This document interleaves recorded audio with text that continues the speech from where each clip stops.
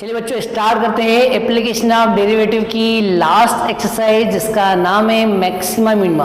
बच्चों application of derivative की सबसे खास और इम्पोर्टेंट एक्सरसाइज है मैक्सिमा मिनिमा। जी बच्चों, इसी टॉपिक पर एग्जाम में क्वेश्चन पूछे जाते हैं और हर साल पूछे जाते हैं। बच्चों एग्जाम में एक वर्ड प्रॉब्लम का क्वेश्चन आता है, वो भी 6 मार्क्स का, वो इसी एक्सरसाइज से इसी टॉपिक से पूछा जाता है। तो बच्चों आज हम ये एक्सरसाइज करना स्टार्ट कर रहे हैं। आज ये टॉपिक पढ़ेंगे जिसका नाम है मैक्सिमम मिनिमा। बच्चों इस टॉपिक में हम सीखेंगे मैक्सिमम मिनिमा क्या होता है, लोकल मैक्सिमा, लोकल मिनिमा क्या होता है, absolute maxima, global maxima, absolute minima, global minima, बहुत सारे टर्म्स है वो हम सीखेंगे। तो चलिए बच्चों स्टार्ट करते हैं। आज हम मैक्सिमम मिनिमा का इंट्रोडक्शन डिस्कस करेंगे और नेक्स्ट वीडियो में हम इसके एक्सरसाइज के 1 बाय 1 सारे क्वेश्चन देखेंगे। तो चलिए बच्चों वीडियो को स्टार्ट करते हैं। चलिए बच्चों कॉपी पेन लेकर बैठ जाइए और आज की हेडिंग डाल लीजिए। आज की हेडिंग है मैक्सिमा एंड मिनिमा। ये डेरिवेटिव की 5th एप्लीकेशन है और लास्ट एप्लीकेशन है।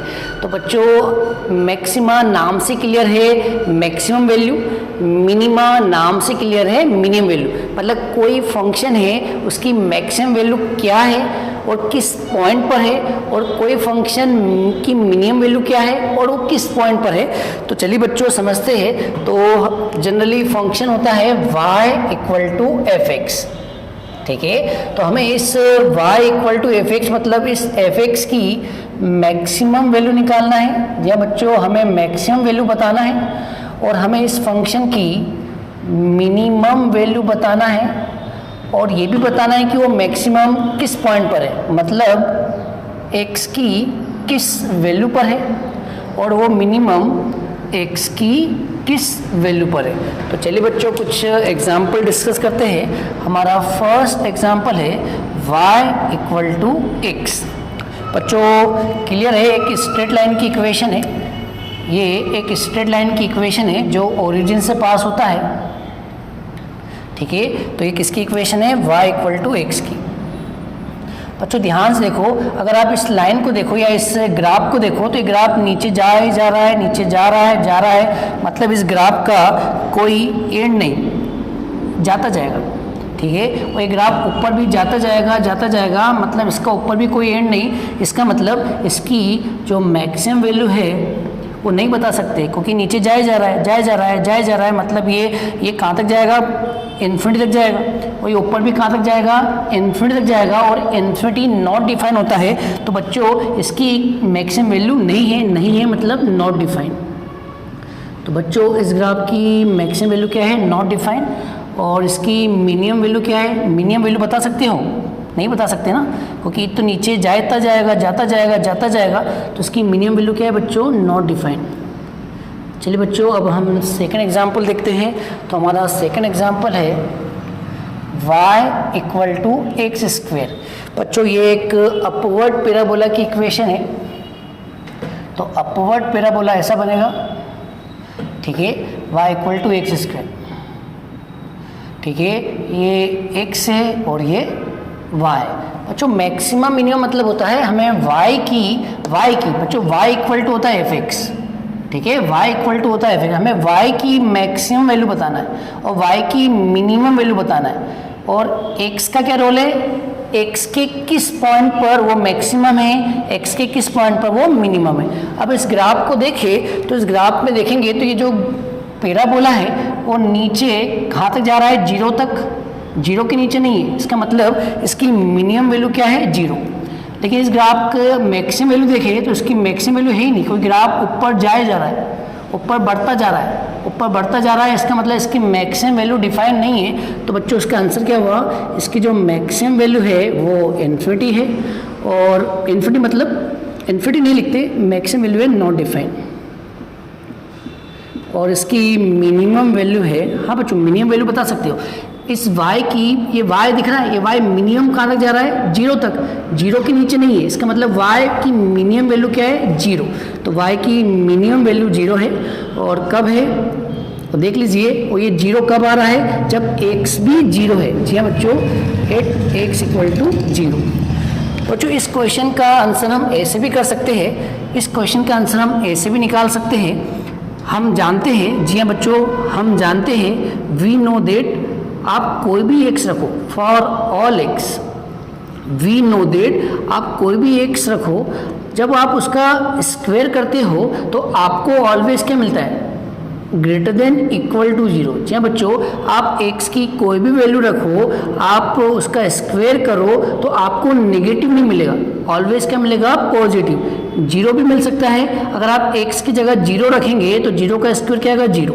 बाकी आप कोई भी वैल्यू डालें, उसका स्क्वायर ऑलवेज क्या मिलेगा, पॉजिटिव। ठीक है, और बच्चों एक्स स्क्वायर ऑलवेज क्या होता है, greater than equal to zero, और एक्स स्क्वायर किसकी वैल्यू है, वाई की, मतलब y क्या है, ग्रेटर देन इक्वल जीरो। अब इसका एनालिसिस करो कि y जीरो है और जीरो से बड़ा है, y जीरो है और जीरो से बड़ा है, इसका मतलब मिनिमम y की वैल्यू क्या है, जीरो, क्योंकि y क्या है, जीरो है और जीरो से बड़ा है, तो मिनिमम क्या है, जीरो। तो हम यहाँ से बता सकते हैं y मिनिमम क्या है, जीरो, और मैक्सिमम क्या है, जीरो से बड़ा। अब जीरो से बड़ा तो कुछ भी हो सकता है, कुछ भी हो सकता है, आप बता सकते हो जीरो से बड़ा क्या है। आपने बोला 100 तो मैंने कहा 101, आपने बोला 1 करोड़ तो मैंने बोला 1 करोड़ 1, तो जीरो से बड़े तो कोई भी वैल्यू हो सकती है ना, तो वो डिफाइन नहीं। तो बच्चों यहाँ आएगा y maximum value not define. ठीक है बच्चों, आया। और आप जानते हो कि ये वैल्यू जीरो कब होगी, जब x जीरो है। ये y की ये वैल्यू जीरो कब होगी, जब x जीरो है। अगर x जीरो रखेंगे तो y की वैल्यू क्या आएगी, जीरो, और जीरो मिनिमम है, इसका मतलब y की मिनिमम वैल्यू जीरो कब मिलेगी, at x equal to zero. ठीक है बच्चों, अब हम करते हैं नेक्स्ट एग्जाम्पल। चलिए बच्चों, अब हम देखते हैं थर्ड एग्जाम्पल है y इक्वल टू ई की पावर x। बच्चों इसका जो ग्राफ होता है वो ऐसा होता है, इसका ग्राफ होता है ऐसा, e की पावर x का ग्राफ यहाँ होता है माइनस इन्फिनिटी, ये जीरो, ये प्लस इन्फिनिटी, और ये x की वैल्यू है, यहाँ पे प्लस इन्फिनिटी, ये y की वैल्यू है। और बच्चों इसका ग्राफ स्टैंडर्ड है, इस टाइप से होता है ग्राफ, यहाँ पर पॉइंट आता है 0,1, और ये ग्राफ किसका है, y इक्वल टू ई की पावर x। बच्चों आप मुझे इसकी मिनिमम वैल्यू बताओ। तो बच्चों मिनिमम वैल्यू ध्यान से देखो, ये y नीचे तो जा रहा है, नीचे जा रहा है, मतलब ये y बिल्कुल जीरो के नज़दीक जा रहा है, लेकिन जीरो को कभी कट नहीं करेगा। ध्यान सुन लो, ये y नीचे जा रहा है, मतलब ये इस लाइन को कभी टच नहीं करेगा, लेकिन ये नीचे जरूर जा रहा है, लेकिन आप इसकी मिनिमम वैल्यू बता नहीं सकते, क्योंकि ये जीरो को कभी कट ही नहीं करेगा ना, ये हमेशा जीरो के ऊपर ही रहेगा। ठीक है बच्चों, तो इसकी जो मिनिमम वैल्यू हुई वो ही नॉट डिफाइंड। जी बच्चों, मिनिमम वैल्यू आएगी नहीं, ये ग्राफ बस जीरो के नज़दीक जाता है और ये डिस्टेंस कम होती जाएगी, वही डिस्टेंस कम होगी, लेकिन ये कभी एक दूसरे को काटेगा नहीं। इसका मतलब इसकी आप मिनिमम वैल्यू बता नहीं सकते, तो इसकी मिनिमम वैल्यू होगी नॉट डिफाइन। और इसकी मैक्सिमम वैल्यू बताओ बच्चों, इसकी मैक्सिमम वैल्यू क्या होगी, ये भी ऊपर जाएगा, ऊपर जाता जाएगा, इसका मतलब आप इसकी मैक्सिमम वैल्यू भी नहीं बता सकते, तो इसका आंसर है नॉट डिफाइन। हो बच्चों, आपको समझ में आ रहा होगा, मैक्सिमम मिनिमा का कंसेप्ट समझ में आ रहा होगा। और एग्जाम्पल देखते हैं। चलिए बच्चों, और एग्जाम्पल देखते हैं। तो हमारा 3 एग्जाम्पल हो गए हैं, अब करते हैं 4th एग्जाम्पल। चलिए बच्चों, देखते हैं 4th एग्जाम्पल। तो 4th एग्जाम्पल है y equal to log x। बच्चों इसका ग्राफ क्या होता है वो भी आप देख लीजिए, y equal to log x का ग्राफ ऐसा होता है बच्चों। यहाँ बच्चों ये ग्राफ किसका है, y equal to log x का। यहाँ पे आता है 0, यहाँ पे आता है माइनस इन्फिनिटी, यहाँ पे आता है प्लस इन्फिनिटी, ये y की वैल्यू है। यहाँ पे आता है प्लस इन्फिनिटी, यहाँ पे आता है माइनस इन्फिनिटी, और ये किसकी वैल्यू है, x की वैल्यू है। ठीक है बच्चों, ठीक है। और ये वाला पॉइंट होता है 1,0, क्योंकि आप x की जगह 1 रखोगे तो y का आंसर 0 आएगा, तो ये वाला पॉइंट क्या आएगा, 1,0। अब बच्चों बताओ इस ग्राफ से मैक्सिमम वैल्यू क्या है। बच्चों इस ग्राफ की मैक्सिमम वैल्यू तो इन्फिनिटी है, क्योंकि ये ऊपर जाता जा रहा है, तो इसकी मैक्सिमम वैल्यू क्या है, नॉट डिफाइंड। सॉरी, इन्फिनिटी नहीं, क्या है, नॉट डिफाइंड। इसकी मैक्सिमम वैल्यू है नॉट डिफाइंड। और इसकी मिनिमम वैल्यू देखिए, तो ग्राफ नीचे जाता जा रहा है, इसका मतलब इसकी मिनिमम वैल्यू भी क्या है, नॉट डिफाइंड। ठीक है बच्चों, अब हम देखते हैं next example number 5, y equal to mod x। बच्चों इसका जो ग्राफ होता है वो वी शेप का होता है, इसका ग्राफ ऐसा होता है, ठीक है। y equal to mod x का ग्राफ ऐसा होता है। तो आप बता सकते हैं इसकी मिनिमम वैल्यू क्या होगी। जी हाँ बच्चों, इस ग्राफ की मिनिमम वैल्यू 0 होगी, क्योंकि ये जो y है वो y 0 से नीचे नहीं जा रहा है, ये 0 के ऊपर ही है, मतलब ये जो y की वैल्यू है 0 से ऊपर है। तो बच्चों बताओ इस y की मिनिमम वैल्यू क्या है, 0। और ये मिनिमम वैल्यू कब होगी, जब x क्या होगा, 0, ठीक है। y की मिनिमम वैल्यू 0 है, और ये 0 कब होगा, जब x 0 हो। तो मिनिमम वैल्यू कब होगी, 8x इक्वल टू 0। और इसकी मैक्सिमम वैल्यू बताओ। तो बच्चों इसकी मैक्सिमम वैल्यू होगी नॉट डिफाइंड, ठीक है बच्चों, नॉट डिफाइंड। अब आते हैं नेक्स्ट ग्राफ पर। तो बच्चों हमारा नेक्स्ट ग्राफ है y equal to x cube. बच्चों इसका जो ग्राफ होता है वो ऐसा बनता है। आपको सारे ग्राफ याद होना चाहिए, नहीं है तो याद कर ले। ए की पावर एक्स का ग्राफ ऐसा होता है, लॉग एक्स का ऐसा होता है, मॉड एक्स का ऐसा होता है, एक्स क्यूब का बच्चों ऐसा होता है। जी बच्चों, ये ग्राफ होता है y equal to x cube का। किसका होता है, y equal to x cube का। तो इस ग्राफ से बताओ इसकी मिनिमम वैल्यू क्या है। इसकी मिनिमम वैल्यू है नॉट डिफाइंड, क्योंकि मिनिमम नीचे जाता जा रहा है। और इसकी मैक्सिमम वैल्यू क्या है, वो भी नॉट डिफाइंड, ठीक है बच्चों। चलिए बच्चों, अब हम नेक्स्ट ग्राफ देखते हैं y equal to sine x. बच्चों इसका ग्राफ आपको पता होगा, इस टाइप से वेव होती है साइन एक्स की, ठीक है। इधर भी आता है बच्चों। बच्चों इस ग्राफ को ध्यान से देखें तो ये इस पॉइंट पर यहाँ 1 होता है, यहाँ -1 होता है। बच्चों ध्यान से देखो, ये ग्राफ -1 और 1 के बीच में ही, मतलब इसकी मैक्सिमम वैल्यू क्या है, 1। मैक्सिमम वैल्यू क्या है बच्चों, 1। मैक्सिमम वैल्यू क्या है बच्चों, 1। और इसकी मिनिमम वैल्यू क्या है, मतलब अगर आप इस ग्राफ को देखें तो ये -1 और 1 के बीच में ही है। तो समझ गए होंगे इसकी मिनिमम वैल्यू कितनी है, -1, और इसकी मैक्सिमम वैल्यू कितनी है, 1। अब बच्चों ये मिनिमम वैल्यू -1 है, तो ये कहाँ पर है, मतलब किस पॉइंट पर है वो देखते हैं। तो बच्चों 1 कहाँ पर, एक तो यहाँ पर आ रहा है, ये होता है π/2, इसको बोलते हैं पाई। फिर इसको बोलते हैं 3π/2, ये होता है 2 पाई, ये होता है 5π/2, ये होता है 3 पाई, ये होता है 7π/2, ये होता है 4 पाई, ये होता है 9π/2, ये होता है 5 पाई। ऐसा चलता जाता है। इधर भी आएगा, इधर आएगा -π/2, इधर 0, इधर आएगा -π, ये होगा -3π/2, ये होगा -2 पाई, ये होगा -5π/2, ये होगा -3 पाई, ये होगा -7π/2 एटसेट्रा। बच्चों ध्यान से देखो, y की मिनिमम वैल्यू -1 है, ठीक है। y की मिनिमम वैल्यू -1 है। अब ये -1 कहाँ पर है, पहले इस साइड देखते। तो बच्चों -1 यहाँ पर है, तो किस पॉइंट पर है, 3π/2 पर। किस पर है बच्चों, 8x इक्वल टू 3π/2 पे। और देखो, और -1 यहाँ पे आ रहा है, ये किस पे बच्चों, 7π/2 पे। और देखो, और यहाँ पे आ रहा है, और ये कौन सा पॉइंट है, 11π/2। ये कौन सा बच्चों, 11π/2। तो ये 11π/2 पर -1 है। और भी आगे आएगा, इधर देखो तो ये -1 बच्चों कहाँ पर है, -π/2 पर है। और देखो, और -1 यहाँ पर है, -5π/2 पर है, ठीक है। और भी है बच्चों, ठीक है। तो इसका मतलब y की मिनिमम वैल्यू -1 है, लेकिन वो कब है, जब x 3π/2 है, 7π/2 है, 11π/2 है, -π/2 है, -5π/2 है, एंड सो ऑन। मतलब ये इनफाइनाइट पॉइंट पर मिनिमम वैल्यू दे रहा है। और मैक्सिमम वैल्यू क्या है बच्चों, इसकी मैक्सिमम वैल्यू क्या है, 1।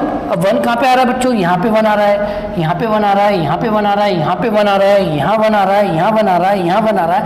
ऐसे इनफाइनाइट पॉइंट पे 1 आ रहा है बच्चों। तो बच्चों बताओ इस मैक्सिमम वैल्यू क्या है, π/2 पर है। फिर किस पर है, 5π/2 पर है।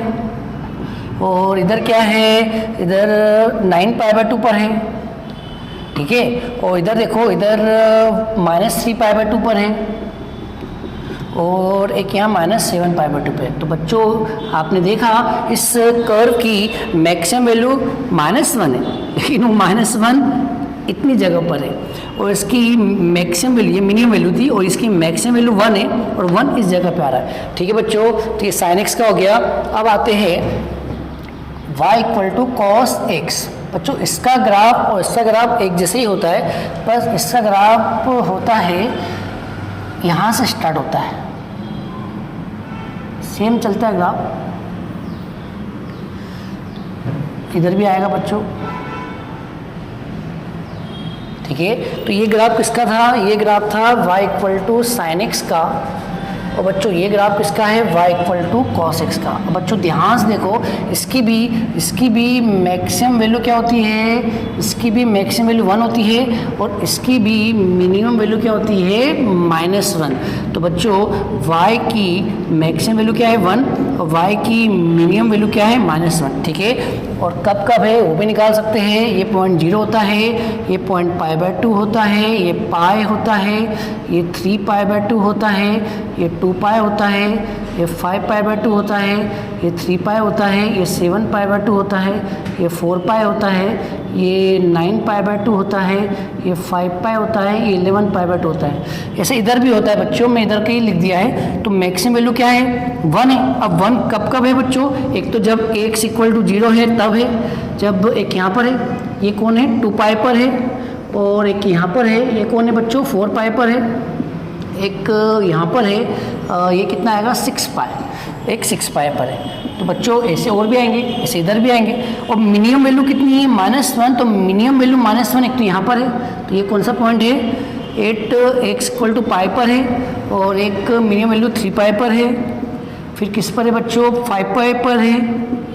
ठीक है, फिर किस पे आएगी बच्चों? 7π पर आएगी। किस पे आएगी? 7π, और इस साइड पे आएगी। तो बच्चों इस ग्राफ की मैक्सिमम वैल्यू कितनी है? 1, और मिनिमम वैल्यू कितनी है? -1। मैक्सिमम वैल्यू 1 है, लेकिन 1 कब कब है? 1 किस पॉइंट पर है? 0 पर है, 2π पर है, 4π पर है, 6π पर है। और -1 किस पॉइंट पर है? पाई, 3π, 5π और 7π। चलिए बच्चों, अब हम नेक्स्ट ग्राफ देखते हैं y इक्वल टू 10x का। तो बच्चों अब हम नेक्स्ट ग्राफ देखते हैं y इक्वल टू 10x। तो इसका ग्राफ होता है, ये 0 होता है, ये π/2 होता है, ये -π/2 होता है, ये π/2 की एक लाइन होती है, ये -π/2 की एक लाइन होती है, और 10 0 0 होता है, π/2 पर इन्फिनिटी आता है, और -π/2 पर -इन्फिनिटी आता है। तो इसका ग्राफ बच्चों ऐसा होता है। ठीक है, और भी ब्रांच होती है, यहाँ पर पाई होता है, यहाँ पर 3π/2 होता है। फिर ऐसा ग्राफ आएगा बच्चों। ठीक है, ऐसी ब्रांच चलती जाती है, आगे चलती जाएगी। अब बच्चों बताओ इसकी मैक्सिमम वैल्यू क्या है? इसकी मैक्सिमम वैल्यू आप बता सकते हो? ग्राफ कितना ऊपर जा रहा है? तो आसमान तक जाया जा रहा है, तो इसकी मैक्सिमम वैल्यू नहीं बता सकते, नॉट डिफाइंड। और इसकी मिनिमम वैल्यू वो भी नहीं बता सकते, नॉट डिफाइंड। ठीक है बच्चों, अब हम देखते हैं कुछ इन्वर्स ट्रिग्नोमेट्री के ग्राफ। चलिए बच्चों, अब हम देखते हैं कुछ inverse trigonometry graph. Number 10, y equal to sine inverse x। तो बच्चों इसका ग्राफ मैंने आपको सिखाया था, -1 और 1 के बीच में होता है।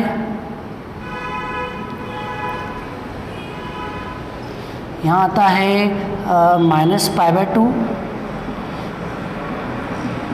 और यहाँ आता है +π/2, और इसका ग्राफ बनता है बच्चों उल्टा फ, ऐसा बनता है इसका ग्राफ। ये वाला पॉइंट कवर होता है। ठीक है, अब बच्चों इस ग्राफ को देखें तो आप बता सकते हो ग्राफ मिनिमम कितना जा रहा है? -π/2, और ग्राफ मैक्सिमम कितना जा रहा है? π/2। बिल्कुल सही जवाब। तो इसकी मैक्सिमम वैल्यू कितनी है? मैक्सिमम वैल्यू है π/2, और इसकी मिनिमम वैल्यू कितनी है बच्चों? इसकी मिनिमम वैल्यू है -π/2।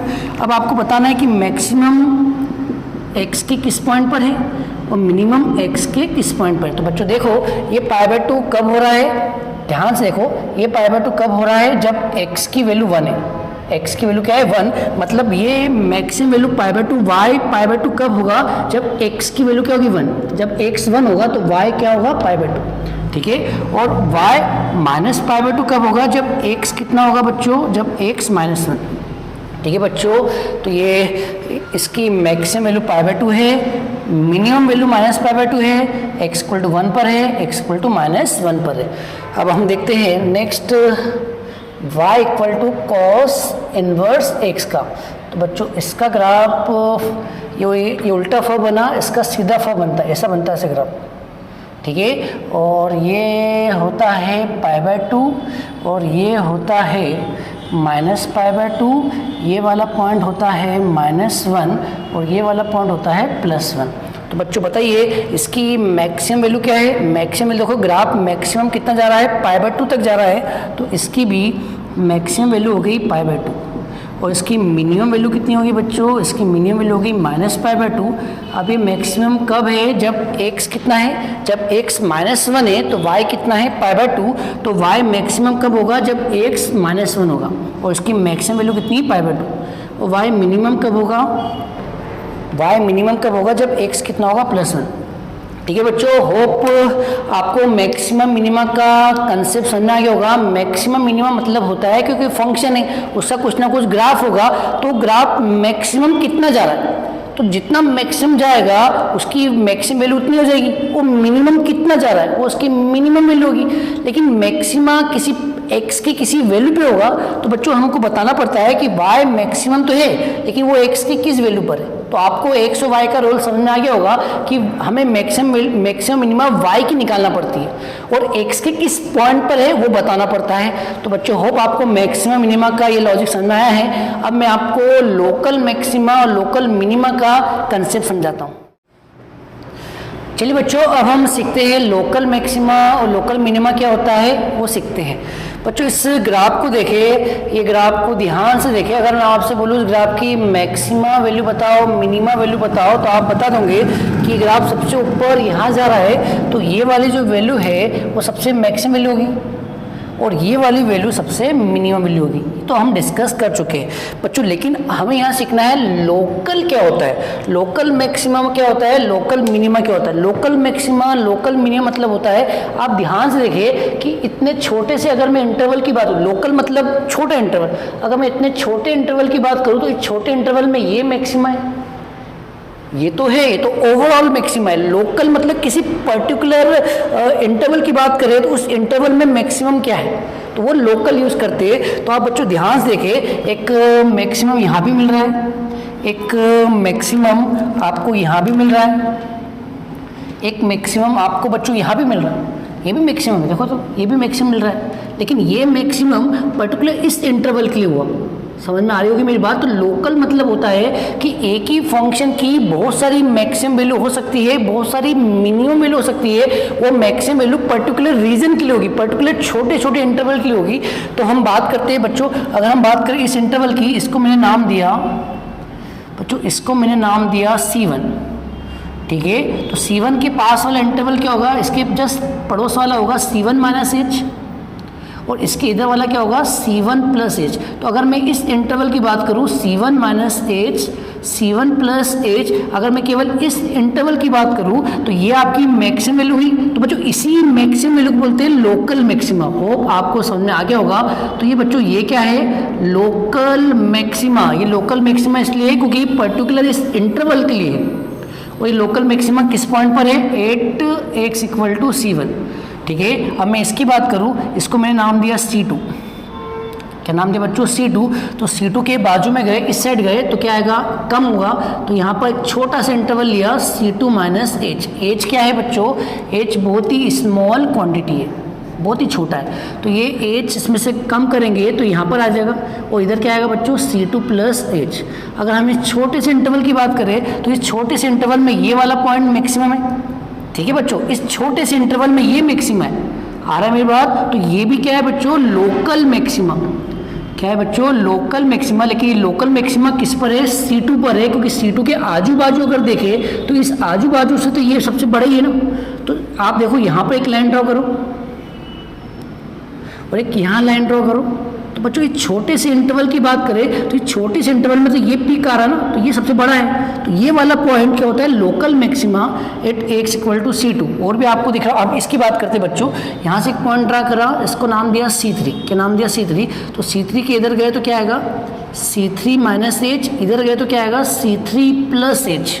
ठीक है बच्चों, तो आप इस इंटरवल की बात करें, इस इंटरवल की बात करें तो इस छोटे से इंटरवल में ये वाला आपको पॉइंट सबसे बड़ा दिख रहा है, तो ये वाला पॉइंट क्या होता है बच्चों, local maxima at x equal to C3।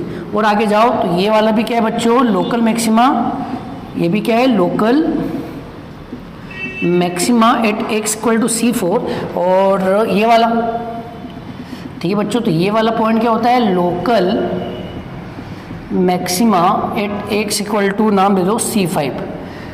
ठीक है बच्चों, होप आपको लोकल मैक्सिमा का लॉजिक समझ में आएगा। लोकल का मतलब होता है पर्टिकुलर रीजन की बात करें, पर्टिकुलर एरिया की बात करें। जैसे मैंने कहा कि इस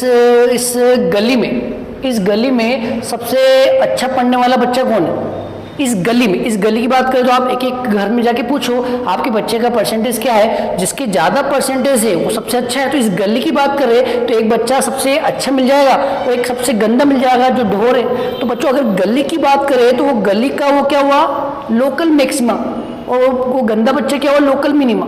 ऐसे हर गली की बात करें तो हर गली में एक आपको अच्छा बच्चा मिल जाएगा। या आपके स्कूल की बात करें बच्चों, आपके स्कूल में मान लो 4 सेक्शन है, एक सेक्शन ए है, 12th क्लास की बात करूँ 12th क्लास का सेक्शन ए है, 12th क्लास का सेक्शन बी है, सी है, डी है। अगर हम हर सेक्शन का टॉपर देखें और एक डफर बच्चा देखें तो आपको मिल जाएगा। तो हर क्लास में एक सबसे अच्छा पढ़ने वाला बच्चा होता है और एक सबसे डफर बच्चा होता है। तो बच्चों जो सबसे अच्छा पढ़ता है वो लोकल मैक्सिमा, वो सबसे डफर है लोकल मिनिमा, वो सेक्शन ए का हो गया। सेक्शन बी की बात करें तो सेक्शन बी में भी एक अच्छा पढ़ने वाला मिल जाएगा और सेक्शन बी में भी एक दो बच्चा मिल जाएगा। तो हर सेक्शन में आप मैक्सिमा ढूंढ सकते हो, मिनिमा ढूंढ सकते हो।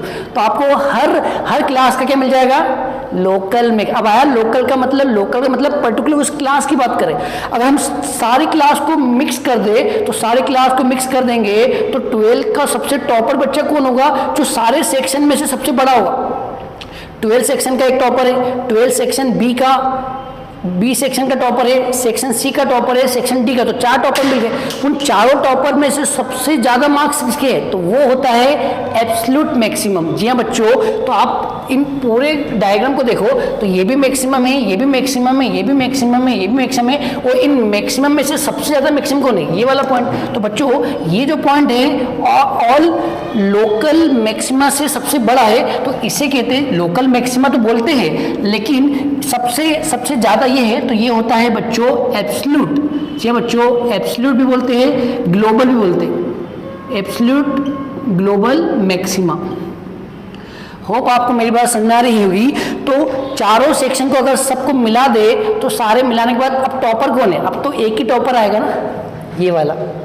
ठीक है, लेकिन अगर हम किसी एक क्लास की बात करें तो उस क्लास का भी टॉपर मिल जाएगा, सेकंड क्लास का भी टॉपर मिल जाएगा, थर्ड क्लास का भी टॉपर मिल जाएगा, फोर्थ सेक्शन का भी टॉपर मिल जाएगा।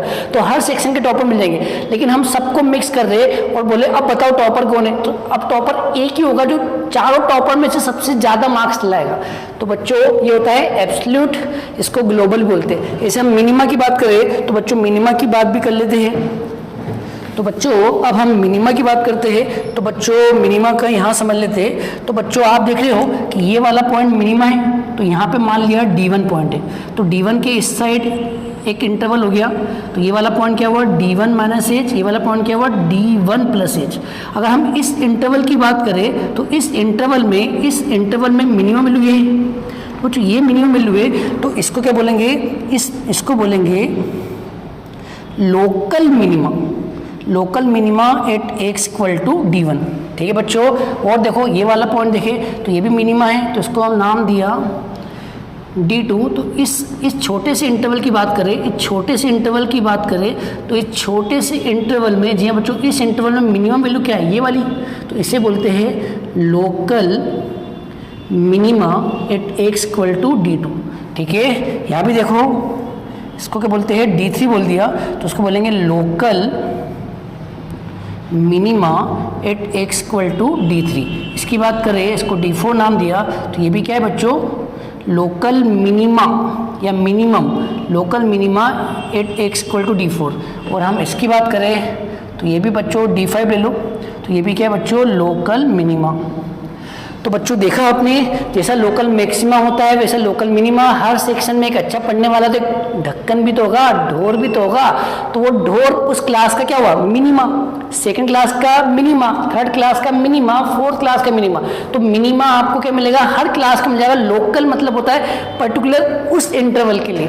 तो बच्चों हो गया होगा समझ में। अब इन अगर सारे ढोर बच्चों को सारी क्लास को मिक्स कर दे और बोले अब बताओ डफर कौन है ढोर कौन है, तो एक ही निकलेगा। तो ध्यान से देखो, ये भी मिनिमा है, ये भी मिनिमा है, ये भी लोकल मिनिमा है, ये भी लोकल मिनिमा है, ये भी लोकल मिनिमा है, ये भी लोकल मिनिमा है, ये भी लोकल मिनिमा है।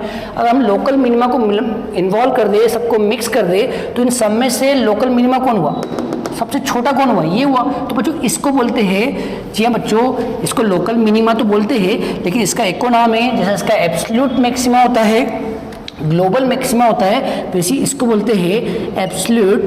जी हाँ बच्चों, एब्सोल्यूट या एक और नाम है ग्लोबल मिनिमा।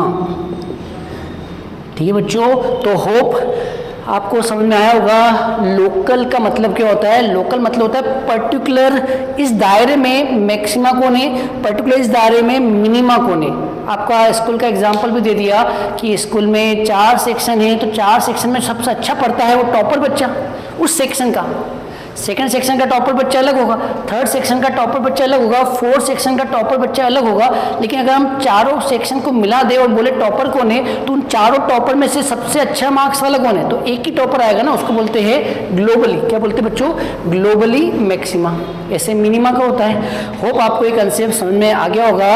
अब मैं आपको बताता हूँ कि लोकल मैक्सिमा लोकल मिनिमा निकालने के लिए डेरिवेटिव का यूज़। जी हाँ बच्चों, अभी तक हमने डेरिवेटिव का यूज़ नहीं किया। अब मैं आपको सिखाऊंगा कि डेरिवेटिव का कैसे यूज़ करते हैं, कैसे हम आइडेंटिफाई करते हैं कि डेरिवेटिव की हेल्प से लोकल मैक्सिमा लोकल मिनिमा कैसे कैलकुलेट करते, वो हम सीखते हैं। अब चलिए बच्चों, अब हम सीखते हैं कि कैसे डेरिवेटिव की हेल्प से, डेरिवेटिव का यूज़ करके हम ये पता कर सकते हैं कि वो फंक्शन किस पॉइंट पर लोकल मैक्सिमा है और किस पॉइंट पर लोकल मिनिमा है। तो आइए बच्चों देखते हैं। तो हेडिंग डाल लीजिए, इसका नाम है first derivative test. First derivative test से हम क्या चेक कर सकते हैं, to determine local maxima local minima of the function. तो चलिए बच्चों, सबसे पहले हम बनाते हैं फर्स्ट डायग्राम। बच्चों एक डायग्राम बनाया, ध्यान से देखना, ठीक है बच्चों। ये किसका डायग्राम है, किसका ग्राफ है, y इक्वल टू fx का। बच्चों आप इस ग्राफ से दिख रहा होगा कि ये इस जगह पर मिनिमा है, तो यहाँ पॉइंट ले लेते हैं C। ठीक है, क्या लेते हैं, पॉइंट C। बच्चों अगर आप इस C की बात करें तो ये C को बोलते हैं टर्निंग पॉइंट। क्या बोलते हैं बच्चों, टर्निंग पॉइंट। क्योंकि आप ध्यान से देखें, इस C ने फंक्शन का बिहेवियर चेंज कर दिया। अगर आप C के पहले देखें तो फंक्शन डिक्रीज है, और C के बाद देखिए तो फंक्शन इंक्रीज है। मतलब फंक्शन पहले डिक्रीज हुआ, फंक्शन पहले डिक्रीज हुआ। देखो बच्चों, फंक्शन क्या हो रहा है, डिक्रीज हुआ, डिक्रीज हुआ, डिक्रीज हुआ, डिक्रीज हुआ, डिक्रीज हुआ, और C पर आके वो होल्ड हुआ। कुछ देर के लिए C पर रुका, फिर C पर आने के बाद वो क्या हुआ, इंक्रीज हुआ। इसका मतलब ये हुआ कि फंक्शन डिक्रीज हुआ और C पर आने के बाद होल्ड हुआ, रुका, और उसके बाद इंक्रीज हुआ। तो ये जो C है वो टर्निंग पॉइंट है, क्योंकि C ने फंक्शन का बिहेवियर चेंज कर दिया। ठीक है बच्चों, तो C क्या हो गया, टर्निंग पॉइंट। और अगर हम इस C पर फंक्शन की वैल्यू देखें तो बच्चों ये मिनिमम वैल्यू है। अगर हम इस पॉइंट पर इस कर्व का टेंजेंट ड्रॉ करें तो टेंजेंट ऐसा आएगा, और ये टेंजेंट x के पैरेलल है, और आपको पता है x के पैरेलल है तो इसका स्लोप 0 होगा। इसका स्लोप क्या होगा, 0। और स्लोप का फॉर्मूला क्या होता है, डेरिवेटिव। इसका मतलब क्या होगा, f dash x equal to 0।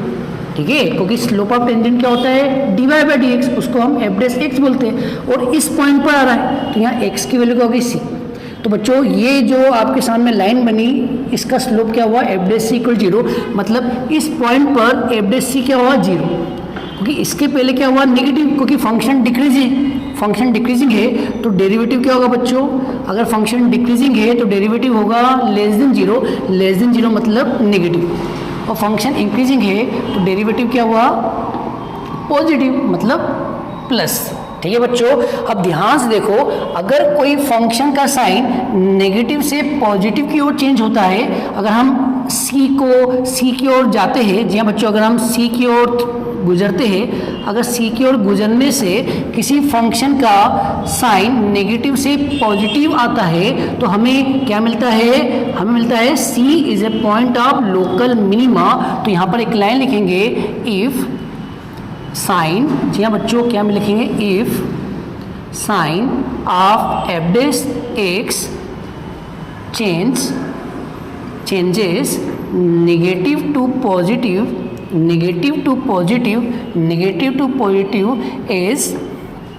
as x increases through c। ठीक है बच्चों, इसका मतलब है कि अगर हम c की ओर गुजरते हैं और एफ डैश एक्स का साइन नेगेटिव से पॉजिटिव आता है तो हमें क्या मिलता है, then x equal to c. जी बच्चों, x equal to c is a point of local minima, क्योंकि c पर फंक्शन की वैल्यू मिनिमम मिल रही है तो c क्या हुआ, c is a point of local minima. और बच्चों अगर c point of local minima है तो c की वैल्यू यहाँ रख देंगे तो हमें लोकल मिनिमम वैल्यू मिल जाएगी। तो बच्चों लोकल मिनिमम वैल्यू क्या आएगी, local minimum value at x equal to c is f of c. तो जो एफ ऑफ सी है वो हमें क्या मिलेगी, लोकल मिनिमम वैल्यू। ठीक है बच्चों, होप ये समझ में आया कि अगर एफ डैश का साइन नेगेटिव से पॉजिटिव की ओर चेंज होता है, नेगेटिव से पॉजिटिव की ओर चेंज होता है तो हमें क्या मिलता है, हमें मिलता है c is a point of local minima. क्योंकि वो पहले घट रहा है फिर बढ़ रहा है तो बच्चों हमें क्या मिलेगा, एक मिनिमा पॉइंट मिलेगा और मिनिमा पॉइंट क्या होता है, सी। अब इसका रिवर्स बनाते हैं बच्चों, तो सेकेंड बनाते हैं, तो सेकेंड डायग्राम इसका अपोजिट बना दो। ठीक है बच्चों, अब ध्यान से देखो, और ये पॉइंट आपका सी है और ये सी पर मैक्सिमा है, आपको दिख रहा होगा। ठीक है, ये पॉइंट सी पर क्या है, लोकल मैक्सिमा। ठीक है बच्चों, लोकल मैक्सिमा ए में ये।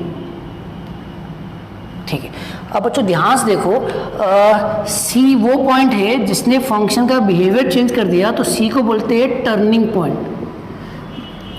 ठीक है, और इस पॉइंट पर अगर हम इस पॉइंट पर फंक्शन की वैल्यू देखें और यहाँ टेंजेंट ड्रॉ करें तो ये जो टेंजेंट है, जी बच्चों, ये जो टेंजेंट है एक्स के पैरेलल है, एक्स के पैरेलल है तो स्लोप ऑफ टेंजेंट क्या होगा, 0। तो यहाँ पर क्या होगा, f dash x equal to 0। ठीक है, और एक्स की वैल्यू क्या है बच्चों, सी। अब बच्चों सी की इस साइड देखें तो फंक्शन इंक्रीज हो रहा है, सी की इस साइड देखें तो फंक्शन डिक्रीज हो रहा है। ठीक है, तो सी के इस तरफ फंक्शन क्या हो रहा है, इंक्रीजिंग फंक्शन क्या होता है, इंक्रीजिंग फंक्शन होता है F dash x greater than zero मतलब पॉजिटिव, और डिक्रीजिंग फंक्शन क्या होता है, F dash x less than 0 मतलब नेगेटिव। मतलब फंक्शन पॉजिटिव है फिर यहाँ पर आके 0 हुआ, फंक्शन क्या है, पॉजिटिव है, यहाँ पे आके 0 हुआ फिर क्या हुआ, नेगेटिव। मतलब फंक्शन पॉजिटिव से नेगेटिव में चेंज हो रहा है तो हमें क्या मिलेगा, लोकल मैक्सिमा। तो हम क्या लिखेंगे, if sign of f dash x changes positive to negative then, और कब कर रहे हैं, जब x किसकी ओर इंक्रीज कर रहे हैं, c की ओर। जी बच्चों, x किसकी ओर थ्रू कर रहा है, c से होकर जा रहा है। As x increases through c, इसका मतलब है x c की ओर गुजर रहा है। अगर x c की ओर गुजरता है तो आपका फंक्शन पॉजिटिव से नेगेटिव चेंज होता है। अगर ऐसा होता है तो हमें क्या मिलेगा, मैक्सिमम पॉइंट। ये बच्चों हमें मिलेगा मैक्सिमम पॉइंट। तो in this case x equal to c is a point of local maxima. ठीक है, और इस पॉइंट पर हमें वैल्यू कैसी मिलेगी, लोकल मैक्सिमम वैल्यू मिलेगी। तो बच्चों अगर हम ये वाला पॉइंट फंक्शन में रख दे तो हमें मिलेगी लोकल मैक्सिमम वैल्यू। तो लोकल मैक्सिमम वैल्यू आएगी बच्चों f of c at x equal to c. ठीक है बच्चों, तो ये ग्राफ सुनना आया है, इस ग्राफ में हमें क्या मिला, लोकल मिनिमम वैल्यू, और इस ग्राफ में क्या मिला, लोकल मैक्सिमम वैल्यू, और ये क्या मिला, c is a point of local minima, यहाँ c is a point of local maxima. और दोनों को ध्यान से देखो, यहाँ पहले फंक्शन डिक्रीज हुआ फिर इंक्रीज हुआ, और यहाँ फंक्शन पहले इंक्रीज हुआ। देखो बच्चों पहले फंक्शन क्या हुआ, बढ़ रहा है बढ़ रहा है बढ़ रहा है बढ़ रहा है बढ़ रहा है, तो यहाँ पर होल्ड हुआ, फिर इसके बाद फंक्शन क्या हुआ, डिक्रीज हुआ। इसका मतलब पहले फंक्शन इंक्रीजिंग था, इंक्रीजिंग का फॉर्मूला क्या होता है, ग्रेटर देन जीरो, और डिक्रीजिंग का फॉर्मूला होता है लेस देन जीरो। तो अगर फंक्शन का साइन प्लस से माइनस की ओर चेंज होता है तो हमें क्या मिलता है, हमें मिलता है लोकल मैक्सिमा। तो बच्चों ये जो सी है वो पॉइंट है जहाँ पे फंक्शन टर्न हुआ, तो ये पॉइंट पर, ये टर्निंग पॉइंट है, तो इस पॉइंट पर हमें क्या मिलेगा, लोकल मैक्सिमा, और ये पॉइंट को बोलते हैं पॉइंट ऑफ लोकल मैक्सिमा। ठीक है बच्चों, होप समझ में आया होगा। अब हम देखते हैं थर्ड डायग्राम। चलिए बच्चों, अब हम देखते हैं थर्ड डायग्राम। तो बच्चों हमारा थर्ड डायग्राम में ध्यान से देखना। बच्चों इस डायग्राम को देखो, अब यहाँ पर एक पॉइंट लेते हैं C, ठीक है, और इस पर टेंजेंट ड्रा करते हैं। तो टेंजेंट क्या आएगी, जी बच्चों, टेंजेंट क्या आएगी, इस कर्व के टेंजेंट क्या आएगी, x के पैरेलल आएगी। ठीक है बच्चों, अब ये टेंजेंट x के पैरेलल है तो इसका स्लोप क्या होगा, f dash x equal to 0।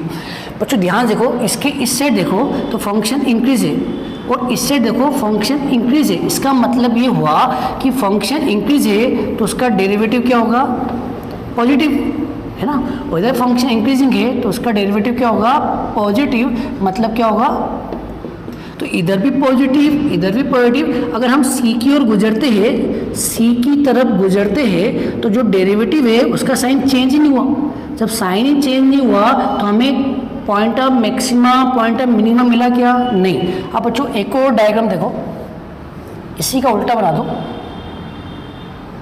ठीक है। अब बच्चों ये वाला पॉइंट सी है, ठीक है, यहाँ पे अपन ने ड्रॉ करी टेंजेंट, इस पर ड्रॉ करी टेंजेंट, तो ये क्या हुआ, f dash x equal to 0।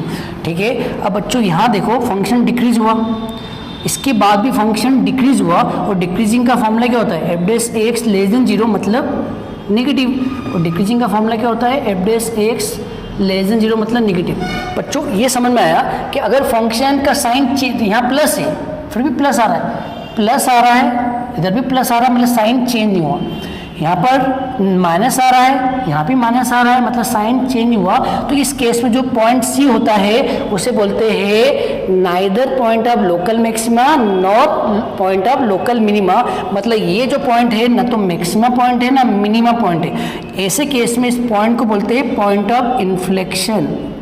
क्या बोलते हैं, पॉइंट ऑफ इन्फ्लेक्शन। जी हाँ बच्चों, इन्फ्लेक्शन। तो बच्चों यहाँ पे एक लाइन लिखवा देता हूँ, यहाँ पर एक लाइन लिखवा देता हूँ, ध्यान से समझ लेना।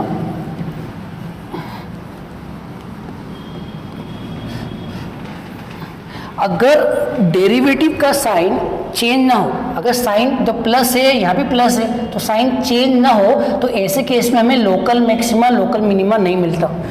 यहाँ माइनस है यहाँ भी माइनस है, तो ऐसे केस में हमें लोकल मैक्सिमा लोकल मिनिमा नहीं मिलता।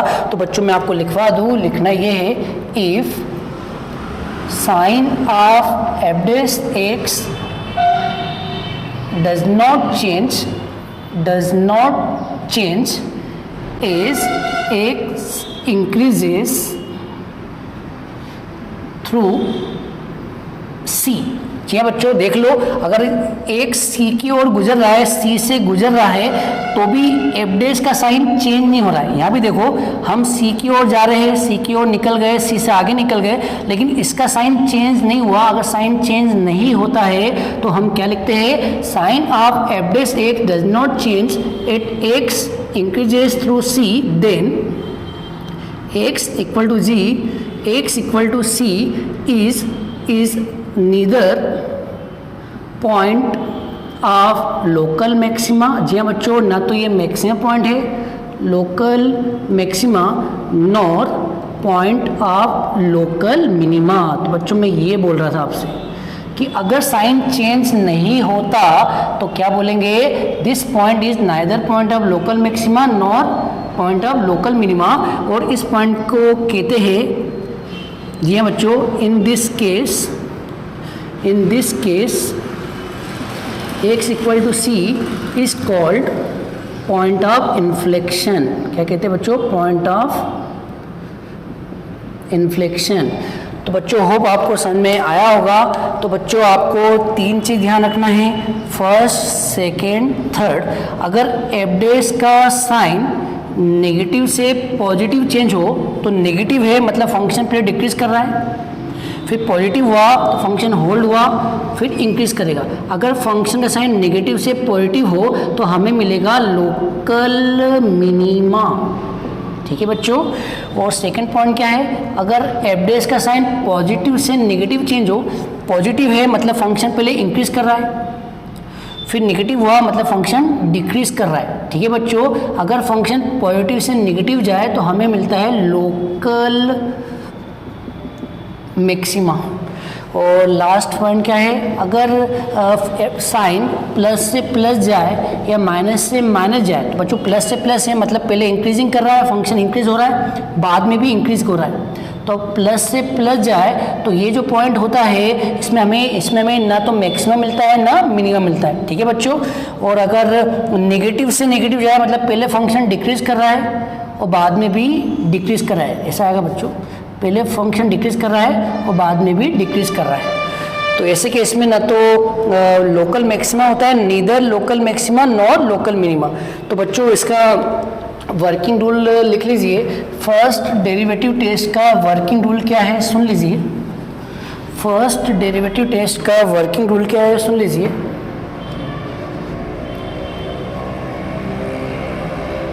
सबसे पहले फंक्शन होता है, उसको हम डिफरेंशिएट करते हैं। जी हाँ बच्चों, उसको हम डिफरेंशिएट करते हैं। ठीक है। फिर हम क्रिटिकल पॉइंट निकालते हैं। जी हाँ बच्चों, हम निकालते हैं क्रिटिकल पॉइंट। क्रिटिकल पॉइंट कैसे निकालते हैं, इसको 0 के इक्वल रखते हैं। इससे जो x की वैल्यू आती है C1 C2 जो भी आए वो क्रिटिकल पॉइंट होता है। क्या होता है? Critical point. फिर बच्चों अब हम नंबर लाइन बनाते हैं। नंबर लाइन पे लिखते हैं -∞, +∞, और यहाँ पर लिखते हैं C1 C2 और जितनी भी आ जाए। ठीक है। इसके बाद हम यहाँ पर साइन देखते हैं, साइन क्या आ रहा है, क्या देखते हैं, यहाँ पर हम देखते हैं sign of f dash x। यहाँ देखते हैं बच्चों साइन, इस इंटरवल में एफ डैश का साइन क्या है, फिर इस इंटरवल में एफ डैश का साइन क्या है, इस इंटरवल में एफ डैश का साइन क्या है। फॉर एग्जांपल यहाँ साइन प्लस है, यहाँ माइनस है, यहाँ प्लस है, तो प्लस से माइनस चेंज हो रहा है थ्रू C1, तो ये लिखते हैं हम। तो प्लस से माइनस हो रहा है तो हमें क्या मिलेगा, लोकल मैक्सिमा। अगर साइन प्लस से माइनस चेंज हो रहा है तो बच्चों ये वाला पॉइंट क्या होता है, लोकल मैक्सिमा। तो ये वाला होता है लोकल मैक्सिमा। और अगर माइनस से प्लस चेंज हो रहा है तो बच्चों माइनस से प्लस हो रहा है तो ये पॉइंट क्या होता है, लोकल मिनिमम। होप आपको समझ में आया होगा बच्चों। जब हम इसके क्वेश्चंस करेंगे तो और अच्छे से समझ में आएगा। अब मैं आपको बताता हूँ सेकेंड डेरिवेटिव टेस्ट। बच्चों अभी आपने फर्स्ट डेरिवेटिव टेस्ट देखा, ऐसी एक को टेस्ट है जिसका नाम है सेकेंड डेरिवेटिव टेस्ट। बच्चों वो भी मैक्सिमा मिनिमा के को चेक करने के लिए होता है, तो पढ़ लीजिए बच्चों। अब हम पढ़ेंगे सेकेंड डेरिवेटिव टेस्ट। तो बच्चों इसकी जो वर्किंग रूल है वो लिखवा रहा हूँ और इसी के साथ ये वीडियो मैं ख़त्म करूँगा और नेक्स्ट वीडियो में इसके क्वेश्चंस एक्सरसाइज के डिस्कस करूँगा। तो बच्चों लिख लीजिए इसकी working rule. Second derivative test, जितने भी हम वर्ड प्रॉब्लम के क्वेश्चंस करेंगे सब में सेकंड डेरिवेटिव टेस्ट ही लगाएंगे, तो आप इसको लर्न कर लेना, फॉर्मूला डायरी में लिख लेना। तो बच्चों सबसे पहले एक fx होता है जो आपको गिवन होता है, और स्टेप नंबर 1 सबसे पहले इसका डिफरेंशिएशन करेंगे। जी हाँ बच्चों, सबसे पहले क्या करेंगे, डिफरेंशिएशन। ठीक है। स्टेप नंबर 2 फिर हम इसको 0 के इक्वल रखेंगे। जी हाँ बच्चों, 0 के इक्वल रखते हैं तो हमें मिलते हैं क्रिटिकल पॉइंट या turning point. For critical point निकालने के लिए इसको 0 के इक्वल रखते हैं, तो यहाँ से हमें x की वैल्यू आती है C1 C2 जितनी आ जाए टोटल, तो ये सब क्या होते हैं, क्रिटिकल पॉइंट। ठीक है बच्चों, इसके बाद हम सेकेंड डेरिवेटिव निकालते हैं। इसके बाद हम सेकेंड डेरिवेटिव निकालते हैं। सेकेंड डेरिवेटिव होता है एफ डबल डैश एक्स। अब इसमें x की वैल्यू रखते हैं। क्या बच्चों, इसमें x की वैल्यू रखते हैं। सपोज x की वैल्यू रखी C1 रखी और इसका आंसर जी हाँ बच्चों पॉजिटिव आ जाए। क्या आ जाए? पॉजिटिव। अगर आपने x की जगह C1 रखा और आपका आंसर पॉजिटिव आ जाए तो यहाँ पर एक फॉर्मूला है, देन fx इज़ पॉजिटिव है तो आंसर मिनिमा होता है। fx is minima at x equal to C1। ठीक है, तो ये पहला फॉर्मूला है। फिर दूसरा, अगर हमने x की जगह C1 रखा और एफ डबल डैश C1 का आंसर नेगेटिव आ जाए तो बच्चों उल्टा होता है। पॉजिटिव आता है तो आंसर मिनिमा होता है और नेगेटिव आता है तो आंसर मैक्सिमा होता है, ये याद कर लेना। Then fx is maxima at x equal to C1। और अगर x की जगह C1 रखा और आंसर 0 आ जाए then fx is neither maxima, जी हाँ बच्चों, नाइदर मैक्सिमा नॉर मिनिमम। ठीक है बच्चों, eight x equal to C1। ठीक है, तो बच्चों ये हमने C1 का निकाला। वैसे ही C2 के लिए भी करते हैं, C3 के लिए भी करते हैं, जितने भी पॉइंट आए हैं सबके लिए करते हैं। तो बच्चों सेकेंड डेरिवेटिव टेस्ट क्या है कि फंक्शन गिवन है, उसका डिफरेंशिएशन करा, उसको 0 के इक्वल रखा, वहाँ से x की वैल्यू निकाली। फिर हमने सेकेंड डेरिवेटिव निकाला एफ डबल डैश एक्स। इसमें हमने x की जगह C1 रखा। अगर पॉजिटिव आता है तो आपका आंसर मिनिमा होगा, पॉजिटिव आता है तो आंसर मिनिमा, नेगेटिव आता है तो आंसर मैक्सिमा। अगर पॉजिटिव आता है तो आंसर मिनिमा होगा, नेगेटिव आता है तो आंसर मैक्सिमा होगा और 0 आता है तो नाइदर मैक्सिमा नॉर मिनिमा। ठीक है बच्चों, तो ये दो ही टेस्ट है, एक फर्स्ट डेरिवेटिव टेस्ट और एक सेकेंड डेरिवेटिव टेस्ट। कोई से भी आप क्वेश्चन कर सकते हो जो भी आपको इजी लगे। अगर आपको फर्स्ट डेरिवेटिव टेस्ट इजी लगता है तो सारे क्वेश्चन उससे कर लो, अगर सेकेंड डेरिवेटिव टेस्ट इजी लगता है तो उससे कर लो। तो बच्चों हम दोनों से करेंगे, कुछ प्रॉब्लम फर्स्ट डेरिवेटिव से करेंगे, कुछ सेकेंड डेरिवेटिव से करेंगे, लेकिन अधिकतर क्वेश्चन हम सेकेंड डेरिवेटिव से करते हैं। जी हाँ बच्चों, यही से हम जितने वर्ड प्रॉब्लम है सारे वर्ड प्रॉब्लम इसी से करते हैं। होप आपको आज का वीडियो समझ में आया होगा। अगर आपको नहीं समझ में आया तो बच्चों नेक्स्ट वीडियो में इसके क्वेश्चंस करवाऊंगा, उससे आपको और अच्छे समझ आ जाएगा। ठीक है, लेकिन आप ध्यान रहे कि नेक्स्ट वीडियो देखने से पहले सारे जो भी मैंने आपको पढ़ाया है रट ले, याद कर ले, फिर नेक्स्ट वीडियो देखें। तो चलिए बच्चों, अब इस वीडियो में इतना ही। नेक्स्ट वीडियो में हम इसके एक्सरसाइज के क्वेश्चंस 1 बाय 1 करेंगे। तो मिलते हैं नेक्स्ट वीडियो में, तब तक के लिए जय हिंद, वंदे मातरम।